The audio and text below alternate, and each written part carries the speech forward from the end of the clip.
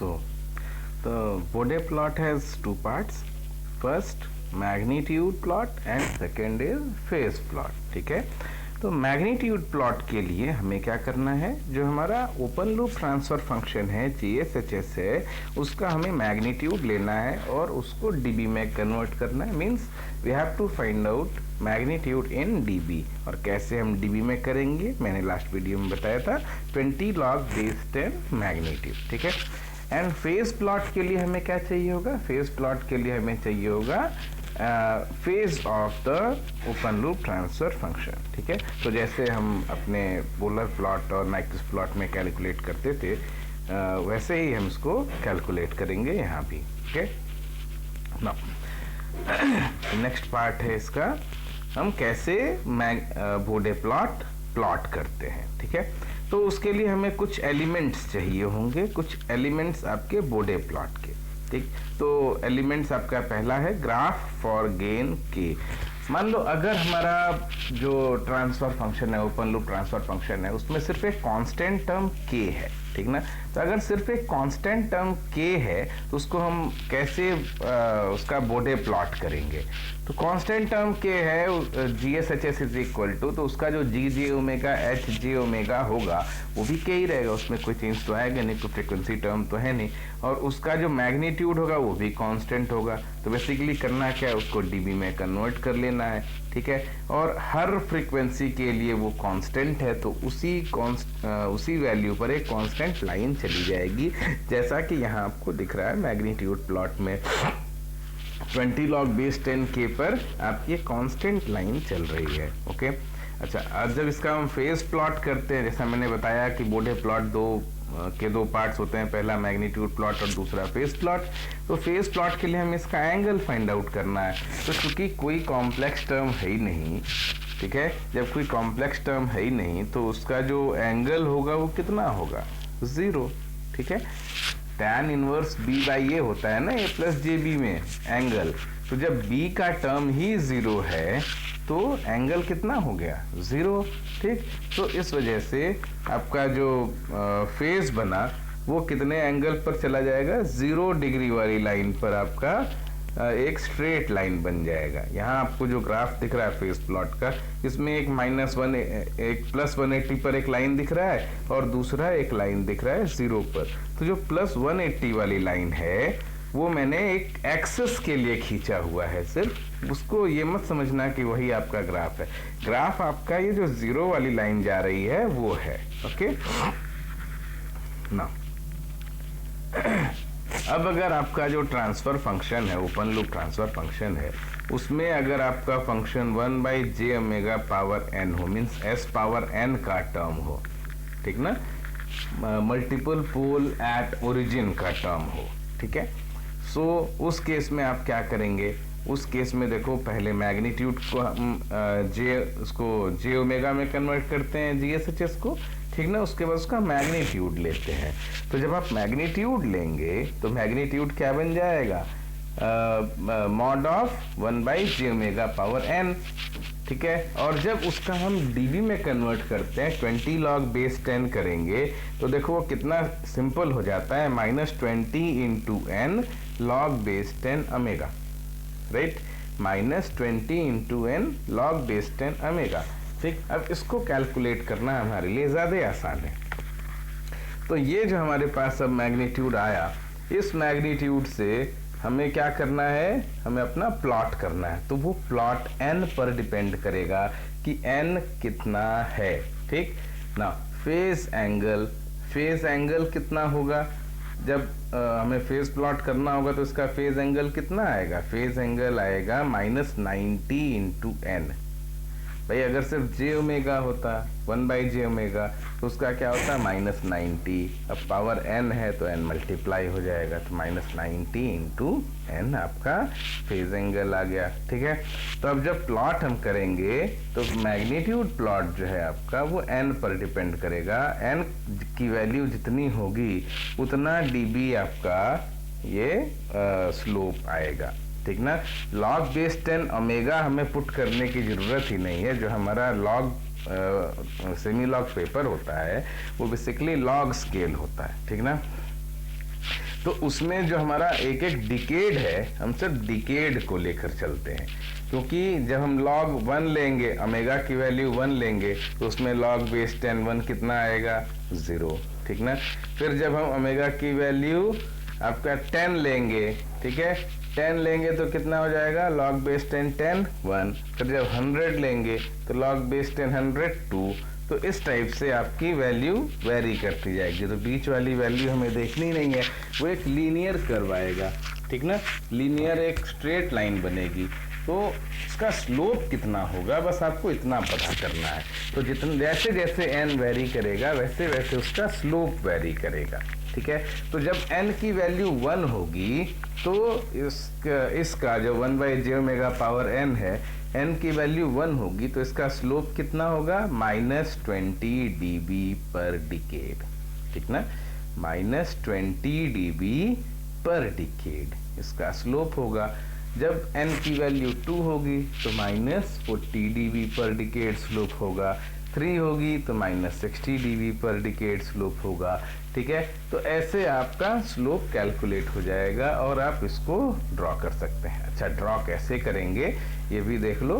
तो जो आपका लॉग स्केल होता है उसमें हम क्या करते हैं, ओमेगा को कहाँ से कहाँ तक लेते हैं, पहला वैल्यू हम कुछ भी ले सकते हैं 0.1 0.01, लेकिन जो भी लेंगे डिकेड के फॉर्म में लेंगे, मीन्स 10 के मल्टीपल में लेंगे, ठीक ना। तो यहाँ स्टार्ट किया गया 0.1 से, आप 1 से कर सकते हो, 0.01 से कर सकते हो, जहाँ से चाहो वहाँ से कर लो। तो 0.1 से स्टार्ट किया गया है। अगला जो पॉइंट है वो क्या है 1, उसके बाद 10, उसके बाद 100, उसके बाद 1000। इस टाइप से ओमेगा की वैल्यू वेरी करती है, ठीक है जी। और जो आपका मैग्नीट्यूड है वो देखो पहले 0 है, फिर 20 है, फिर 40 है, फिर 60 है, ये सारे क्या हैं डीवीज में है, ठीक ना। तो एक डिकेड मीन्स 0.1 से 1 या 1 से 10 या 10 से 100 या 100 से 1000, ये क्या कहलाता है, एक डिकेड। और जब हम बात करते हैं 20 dB पर डिकेड की, -20 dB पर डिकेड की, तो जो माइनस साइन है वो क्या शो करता है, स्लोप आपका डिक्रीजिंग है। और अगर वही प्लस साइन हो तो स्लोप कैसा होगा, इंक्रीजिंग स्लोप होगा। क्लियर है। अगर माइनस साइन है तो डिक्रीजिंग स्लोप है, अगर पॉजिटिव साइन है तो इंक्रीजिंग स्लोप होगा। क्लियर है। तो -20 dB पर डिकेड क्या बताता है कि डिक्रीजिंग स्लोप है, और 20 dB का स्लोप है कहाँ पे, एक डिकेड में। मतलब जब हम एक डिकेड को काउंट करें तो उसमें 20 से स्टार्ट होकर 0 पर एंड होना चाहिए, ठीक ना। तब आपका क्या आएगा, -20 dB पर डिकेड। यही अगर +20 dB पर डिकेड होता तो 0 से स्टार्ट होकर 20 dB तक उसको जाना चाहिए एक डिकेड में, ठीक है। तो जैसे देखो यहाँ पर 3 लाइनें खींची गई हैं, एक 20 से लेकर 1 तक खींची गई है, दूसरी 40 से 1 खींची गई है, तीसरी 60 से 1 खींची गई है, ठीक ना। तो जो 20 से 1 खींची गई है वो कितना है, -20 dB पर डिकेड। जो 40 से खींची गई है वो कितना होगा, -40 dB पर डिकेड। जो 60 से खींची गई है वो कितनी होगी, -60 dB पर डिकेड। क्लियर है। तो ये आपका बनता है magnitude plot for 1/j omega power n, right है ना। उसके बाद आपका आता है phase plot of 1/j omega power n। तो यहाँ भी आप देखिए फेज एंगल कितना आ रहा है, -90 इंटू n। ये भी n पर डिपेंड करेगा। तो n जैसे जैसे वेरी करेगा वैसे वैसे आपका फेज एंगल चेंज होगा, ठीक ना। तो n अगर आपका 1 है तो -90 डिग्री, 2 है तो -180 डिग्री, 3 है तो -270 डिग्री। तो और वो ओमेगा पर वेरी कहीं नहीं कर रहा है, ठीक ना। तो ओमेगा की किसी भी वैल्यू के लिए या तो -90 होगा या -180 होगा या -270 होगा या -360 होगा, इस टाइप से वो वेरी करता रहता है। क्लियर है ना। अब अगर आपका जो ओपन लूप ट्रांसफर फंक्शन है GSHS, वो आ जाए 1 + ST फॉर्म में, means GJ omega HJ omega आपका बन जाए 1 + j ओमेगा t, ठीक ना। जब मीन्स ये क्या है, न्यूमरेटर है। 1 प्लस जे ओमेगा टी क्या है, न्यूमरेटर है, राइट। अब जब ये न्यूमरेटर है तो इसका एंगल पॉजिटिव एंगल होगा। न्यूमरेटर है तो एंगल कितना होगा, पॉजिटिव एंगल होगा। मैग्नीट्यूड क्या आएगा, under root 1 plus omega square t square, ठीक है।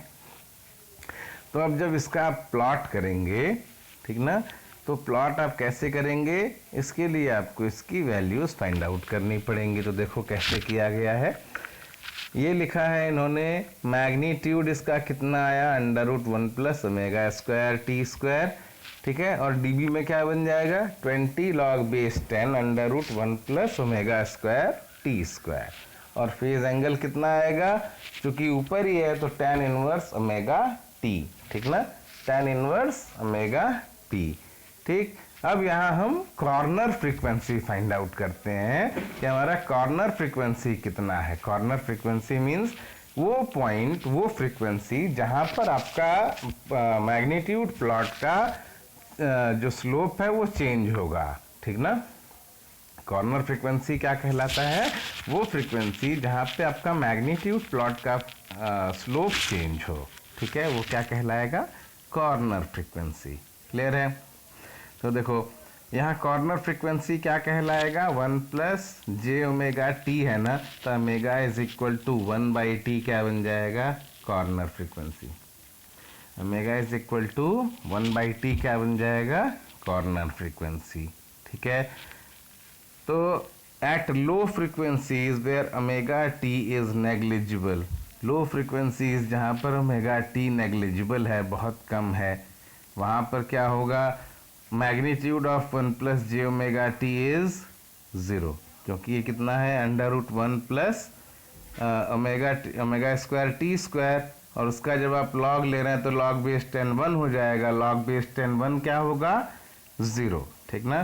तो मैग्नीट्यूड क्या आया, 0 dB, ठीक। और एंगल कितना बनेगा एट लो फ्रीक्वेंसी, 0 डिग्री, ठीक।